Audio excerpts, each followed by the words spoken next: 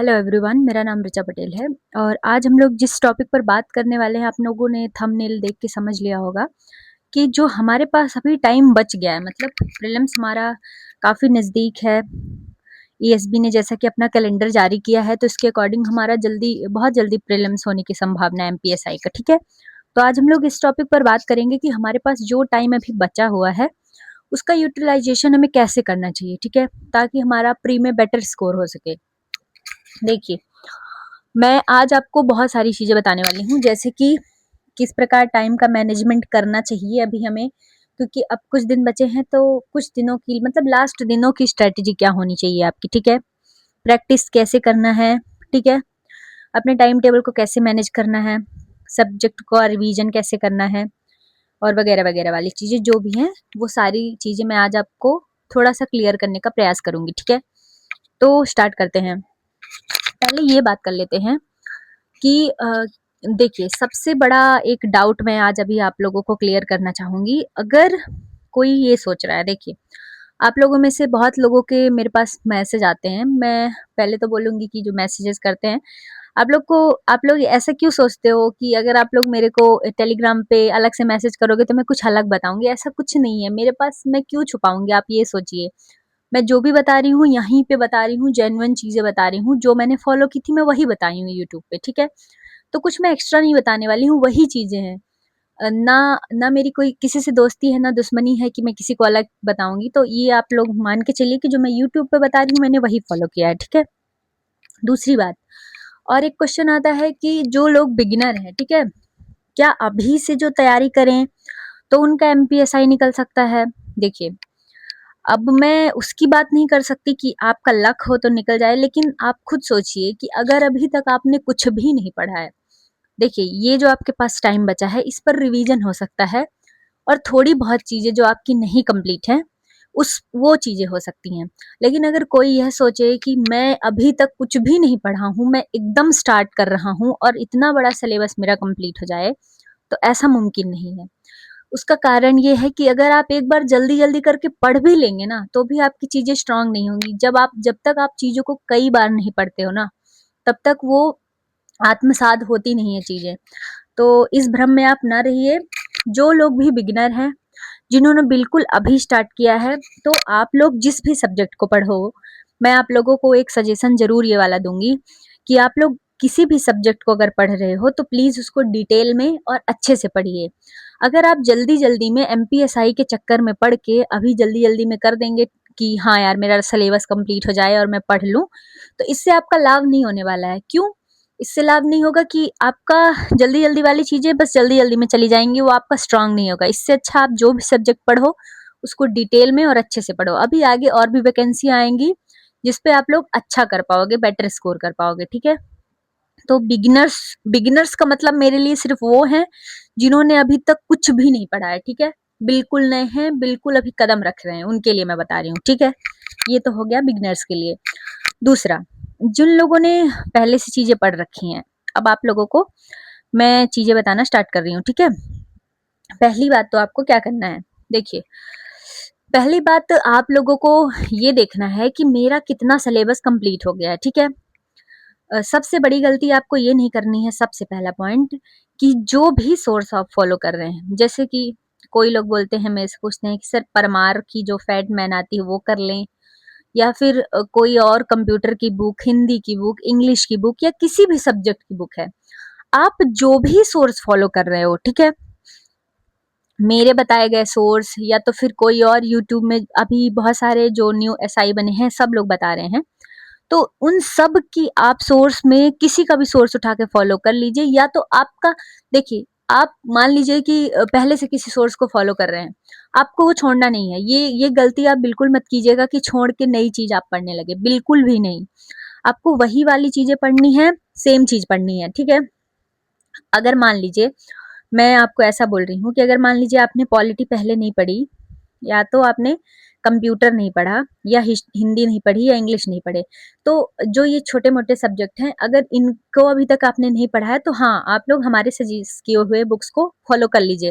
लेकिन अगर आपने कोई सब्जेक्ट, जैसे आपने मैथ्स कहीं से पढ़ रखी, रीजनिंग कहीं से पढ़ रखी, तो बस उसी का रिवीजन कीजिए। ये मान लीजिए, ये मेरी आप बात मान के देख लीजिए, आपका रिजल्ट हो जाएगा, मैं बता रही हूँ। अपने सोर्स को नहीं बदलना है। सबसे बड़ी गलती तो ये बिल्कुल नहीं करनी है कि आप अपना सोर्स बदलें, बिल्कुल नहीं। जो आप पढ़ रहे हैं सब कुछ बेस्ट है। देखिए, एक आध चीजें इधर उधर होती हैं, एक आध चीजों के चक्कर में पूरा नहीं। अगर आपने लूसेंट पे भरोसा किया है तो लूसेंट ही पढ़िए, अगर आपने घटना चक्र पे भरोसा किया है तो घटना चक्र ही पढ़िए, अगर आपने कोई अदर सोर्स पे भरोसा किया है तो उसी को पढ़िए। ये आप मेरी बात मान लीजिएगा, तभी आप अच्छा स्कोर कर पाएंगे। ठीक है, पहली गलती। दूसरा क्या होता है, हाँ, दूसरा सोर्स ना बदलना, ये तो आपका पहला आप मिस्टेक अपनी क्लियर कीजिए। ठीक है, अब दूसरे पॉइंट पे बात कर लेते हैं। देखिए, आपका प्रीलिम्स काफी नजदीक है। आपको 10 से 11-12 घंटे तक भी अगर आपकी पढ़ाई चली जाए तो आपको करना है। सब कुछ छोड़ दीजिए, बिल्कुल सिर्फ और सिर्फ पढ़ाई पे फोकस्ड हो जाइए। सोशल मीडिया बिल्कुल छोड़ दीजिए। ठीक है, आज मैं आपको ये भी बताऊंगी आप प्रैक्टिस कहाँ से कर सकते हैं। ठीक है, तो ये मैं आपको बता रही हूँ कि 10 से 12 घंटे अपने टाइम का लक्ष्य रखिए कि हाँ, मुझे इतना तो पढ़ना ही पढ़ना है, चाहे कुछ भी हो जाए। ठीक है, और अपने सब्जेक्ट्स को इस प्रकार बांटिए, जैसे कि मैं आपको बताती हूँ किस तरह। पहली बात तो आप अपने आप से पूछिए कि आपकी कौन सी सब्जेक्ट स्ट्रांग है, कौन सी वीक है। किसी बच्चे की मैथ्स स्ट्रांग हो सकती है, किसी की जीएस, किसी की कुछ। ठीक है, तो अगर आपका जो वीक पॉइंट है उसको आप क्लियर करने का पहले प्रयास कीजिए। ठीक है, अगर आपकी मैथ कमजोर है, मेंस में आप बाहर हो जाएंगे। ठीक है, तो मैथ्स को टाइम दीजिए। अगर आपको आपकी रीजनिंग खराब है तो रीजनिंग को टाइम दीजिए। जीके जीएस में जो सब्जेक्ट खराब हो उसमें टाइम दीजिए। तो आपको अपनी कमी पहचानना है, उसको समय देना है। ठीक है, तो मैं आपको बता रही हूँ, अगर आप 11 घंटे पढ़ाई कर रहे हैं दिन में, एवरेज 10 से 11 घंटे, तो इसमें से आपको 2 घंटे रिवीजन करना है, मस्ट है। रिवीजन का मतलब प्रैक्टिस करना है। ठीक है, उसके बाद आपको 1 घंटे करंट अफेयर को देने हैं। ठीक है, और क्या बोलते हैं, इसके अलावा मेन आपकी जो सब्जेक्ट वीक है 3 घंटे उसको देने हैं। जो बाकी आपका समय बच जाता है उसको आप, जो आपने सब्जेक्ट्स पढ़ रखी हैं उसको आप अच्छे से मजबूत कर सकते हैं, या फिर कोई न्यू सब्जेक्ट जैसे ये वाली है कंप्यूटर, हिंदी, इंग्लिश, इनको आप कंप्लीट कर सकते हैं। ठीक है, तो ये अब ये वाली आप चीजें बात कर लेते हैं कि कैसी चीजें हैं। देखिए, आपका मैंने बताया कि 5 से 6 घंटे आपका ये हो गया वीक सब्जेक्ट, करंट अफेयर, और 2 घंटे जो आपका प्रैक्टिस है। ठीक है, बाकी जो आपका टाइम बच जा रहा है 6 घंटे के अलावा, 4 से 5 घंटे, उस पे आप देखिए 3 सब्जेक्ट्स को बिल्कुल अंडर एस्टिमेट मत कीजिएगा। कंप्यूटर, हिंदी, इंग्लिश, इनको नहीं करना है आपको अंडर एस्टिमेट। ठीक है, इनको भी समय दे के पढ़ना है। मैंने आपको पिछली वीडियो में भी बताया था कि बांट लीजिए कि 15 दिन तक 1.5-1.5 घंटे, 2-2 घंटे हिंदी पढ़ना है, 15 दिन तक इंग्लिश पढ़ना है, 15 दिन तक कंप्यूटर पढ़ना है, ऐसे करके बांट लीजिए। ठीक है, तो हो जाएगा। कंप्यूटर के लिए एक बुक मैंने बताई थी, परीक्षा मंथन, वो आप बेझिझक फॉलो कर सकते हैं, बहुत अच्छी है। पढ़ के तो देखिए एक बार, सोर्स के पीछे मत भागिए कि ये वाला सोर्स पढ़ लूं, वो वाला सोर्स। जो चीज बता रही हूँ, जिस चीज पर एक बार भरोसा कर लिया उस पे करे रहिए। सबसे बड़ी गलती यही होती है, मैं भी अपने तैयारी में बहुत ये वाली गलती की हूँ। ये किसी ने बोल दिया ये वाली बुक बहुत अच्छी है, ये वाली फॉलो कर लो, नहीं। जिस चीज पर आपने भरोसा किया है उसको लास्ट तक फॉलो कीजिए, आपका उसी से होगा। ठीक है, ये हो गया।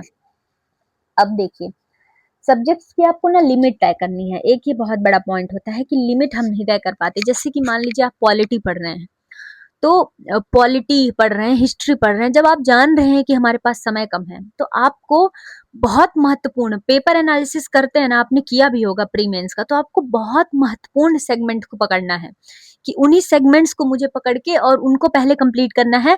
उसके बाद मैं अदर सब्जेक्ट्स जो मेरी हैं, जैसे कि कंप्यूटर, हिंदी, इंग्लिश, साइंस, इनको कंप्लीट करूंगा, और अगर मेरे पास समय बचा तो मैं फिर अधिक उसमें बढ़ोतरी करूंगा। हम क्या करते हैं कि एक सब्जेक्ट को पढ़ते रह गए। मान लीजिए आपने पॉलिटी पढ़ी, तो हो गया, आप पॉलिटी का हो सकता है जहां आपसे 6 क्वेश्चन बनने को तो 8 बन जाएंगे। ठीक, लेकिन जो आपका एक पूरा सेगमेंट छूट गया जिसमें 5 से 6 क्वेश्चन आपसे बन सकते थे, तो लिमिट तय करना बहुत जरूरी है। तो ये आप वो कर लीजिएगा कि आपको कितना किस में पढ़ना है, कि कौन कौन से महत्वपूर्ण टॉपिक है। मैंने हिस्ट्री के बता दिए थे, मैंने इंग्लिश के बता दिए थे, पॉलिटी के तो मैंने आपको पॉलिटी का मैंने आपको एक ही सूत्र बताया है कि घटना चक्र पूरा लगा डालिए, पूरा उसकी थ्योरी सहित पढ़ डालिए, आपका प्री मेंस दोनों बहुत स्ट्रांग हो जाएगा, गारंटी है मेरी, सच में, ठीक है। और रिवीजन, ठीक है, रिवीजन का मैंने आपको 5 बार का रूल बताया था कि अगर आप कोई नई चीज पढ़ रहे हैं तो आपको 5 बार रिवीजन उसका करना पड़ेगा, तभी वो आपके माइंड में बैठेगी, ठीक है। और टफ सब्जेक्ट्स जो हैं, जैसे कि अब बहुत लोग मुझसे पूछ रहे थे कि साइंस को मैम कैसे करें, ठीक है। देखिए, साइंस के लिए आप लोग लूसेंट फॉलो कर सकते हैं, लूसेंट अच्छी है, ठीक है। अब कुछ लोग कहेंगे मैम लूसेंट समझ में नहीं आती है। मैंने बताया कि फिजिक्स और केमिस्ट्री से कम क्वेश्चन आते हैं, बायोलॉजी से ज्यादा आते हैं, तो आप अभी जब आपके पास टाइम कम है तो आप बायोलॉजी बस पढ़िए अभी फिलहाल। तो बायोलॉजी को आपको समझने के लिए देखिए, आप यूट्यूब पर एक बार सर्च कर लीजिए, आपको कोई बायोलॉजी से रिलेटेड मैराथन दिखती है तो एक बार उसको पढ़ लीजिए, तो आपका ना एक ढांचा बन जाएगा कि हाँ ऐसी ऐसी चीजें होती हैं इस चीज में। तो आप ये कर सकते हैं। अगर आप लूसेंट नहीं पढ़ सकते, ठीक है, मान लीजिए आपको लूसेंट नहीं समझ में आ रही, तो आप एक काम कर सकते हैं, आप साइंस की एनसीईआरटी पढ़ सकते हैं। अब साइंस की एनसीईआरटी भी आपको समझ में आनी आए ना आए, ये भी तो, क्योंकि मैंने भी जब पढ़ी थी तो यूट्यूब से क्लास देख के ही पढ़ती थी, बहुत सारी चीजें नहीं समझ में आती थी। तो आप या तो 6 to 10th एनसीईआरटी फॉलो कर लीजिए, या तो लूसेंट पढ़ लीजिए बायोलॉजी की।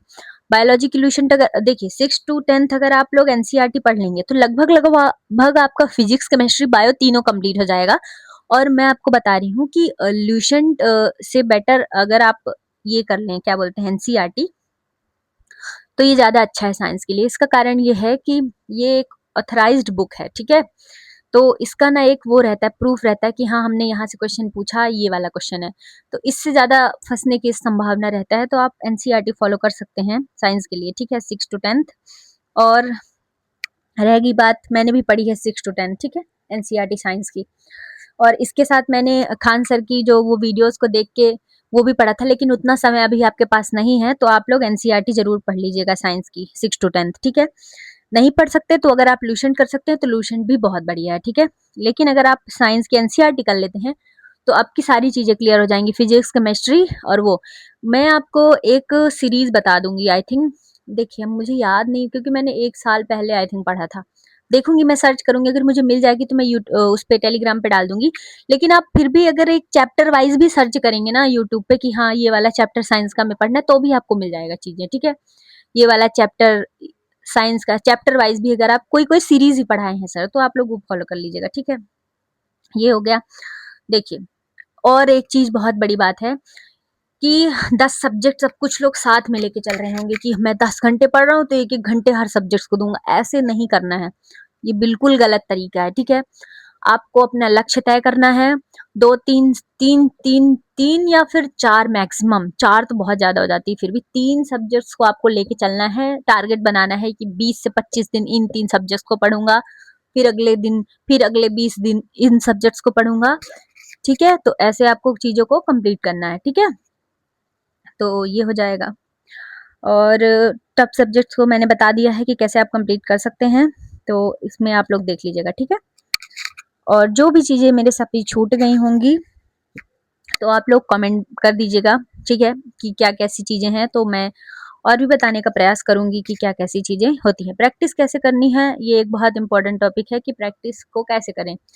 तो प्रैक्टिस आप लोग एक काम कीजिए, देखिए अगर आप घटना चक्र लगा सकते हैं तो बहुत अच्छा है, ठीक है। अब कुछ लोग इस चीज से डर रहे हैं कि मैम इतनी मोटी घटना चक्र हम कैसे लगाएं। अरे आप जितना लगा सकते हैं उतना तो लगाइए।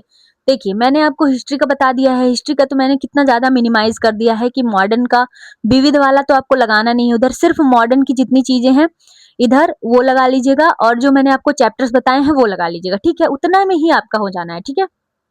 तो ये हो गया हिस्ट्री के लिए।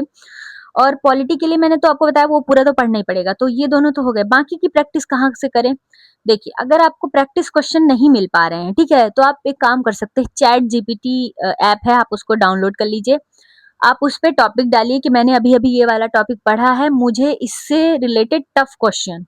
या तो आप चैट जीपीटी को एक काम कीजिएगा, एक काम भी आप कर सकते हैं, देखिए चैट जीपीटी को आप लोग प्रीलिम्स के क्वेश्चन एक बार सेंड करके बोल दीजिएगा कि जो पैटर्न इन क्वेश्चंस का है उसी पैटर्न में मुझे पेपर चाहिए इन टॉपिक से। जैसे आपने 2 3 टॉपिक पढ़े, तो आपको बोल देना है चैट जीपीटी से कि जिस प्रकार ये प्रीवियस ईयर क्वेश्चन एमपीएसआई में पूछा है, उसी प्रकार के टफ लेवल के क्वेश्चन मेरे को बना के दो, तो वो बना के दे देगा, आप उसी से प्रैक्टिस कर लीजिएगा।